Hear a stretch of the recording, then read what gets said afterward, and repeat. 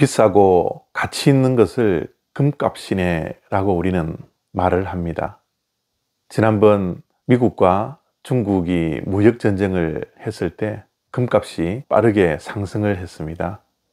그럴 때 금값이 진짜 금값이네 라고 우리는 말을 했죠. 기름값이 올라가도 기름이 금값이네 라고 하고요. 과일의 가격이 올라가도 과일이 금값이네 라고 우리는 말을 합니다. 그만큼 값비싼 것을 우리는 금값이라 말을 합니다. 출애굽기 37장 7절부터 9절까지 말씀입니다. 금으로 그룹 둘을 속죄소 양쪽에 쳐서 만들었으되 한 그룹은 이쪽 끝에 한 그룹은 저쪽 끝에 곧 속죄소와 한 덩이로 그 양쪽에 만들었으니 그룹들이 그 날개를 높이 펴서 그 날개로 속죄소를 덮었으며 그 얼굴은 서로 대하여 속죄소를 향하였더라. 아멘. 성막 건축이 드디어 시작되었습니다. 오늘 말씀은 하나님께서 지명하고 부르셨던 부살레를 통하여서 언약궤와 속죄소와 떡상을 만드는 말씀입니다.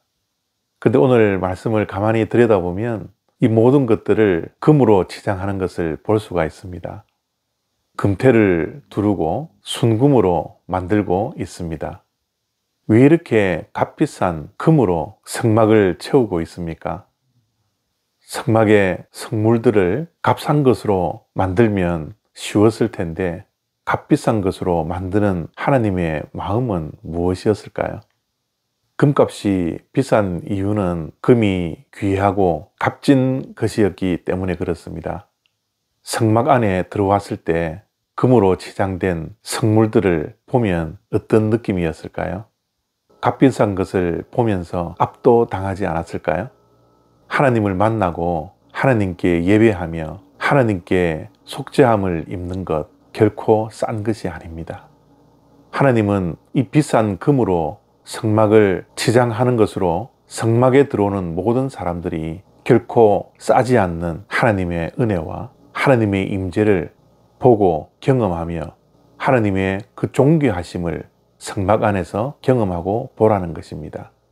우리는 혹시 교회 안에 들어와 너무 쉽게 예배를 드리고 있지 않습니까? 하나님께서 베풀어 주신 은혜를 너무 값싸게 누리고 있지는 않습니까?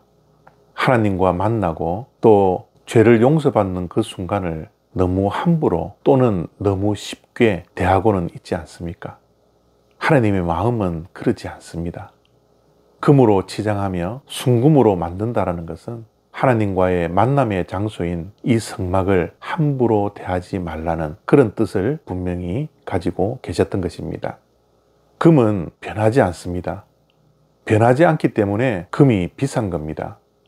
금이 쉽게 변하면 금은 자산의 가치가 없습니다. 그래서 사람들이 변하지 않는 금을 자산으로 구입하고 보관하고 있는 것입니다. 성막에 들어오는 백성들은 순금으로 만들어져 있는 그 성물을 바라보면서 변하지 않는 하나님의 사랑을 느낄 수 있습니다. 함부로 대할 수 없는 값진 금으로 만드는 것을 보고 경험하는 것도 중요하지만 금으로 치장된 성막 안에서 하나님의 변하지 않는 그 신실하심을 보고 경험해야 합니다. 사람들은 성막 밖에서 죄 짓고 또 하나님을 멀리하며 우리의 마음이 변하여 불순종하며 우리의 신앙이 롤러코스터처럼 변하지만 성막 안에 들어오면 변하지 않는 신실하신 하나님을 경험할 수 있는 것입니다. 신실하신 하나님 앞에 나와 인자하시고 선하심이 영원하신 하나님 품 안에 안기는 경험을 할 수 있도록 하나님은 성막 안에 이토록 비싸고 변하지 않는 순금으로 치장을 하고 계신 것입니다. 비록 세상에서는 내 마음이 변하여 방황하고 죄를 짓고 안식도 평강도 없이 살아가지만 성막 안에 들어와 하나님의 신실하신 품 안에 안길 때 우리에게는 하나님의 그 따뜻함과 하나님만이 주실 수 있는 그 평강을 누릴 수 있도록 결코 변하지 않는 순금으로 성막을 장식하고 있는 것입니다. 교회 안에 들어와 예배할 때 이런 신실하신 하나님을 만나고 그 품에 안겨 안식과 평강을 누릴 수 있는 예배자가 되어지기를 바랍니다. 우리의 예배는 결코 싼 것이 아닙니다. 예배드릴 때 존귀하신 하나님을 만나고 신실하신 하나님 품 안에서 주님의 인자하심과 성실하심과 진실하심을 경험할 수 있는 그런 복된 주님의 백성 다 되시기를 바랍니다.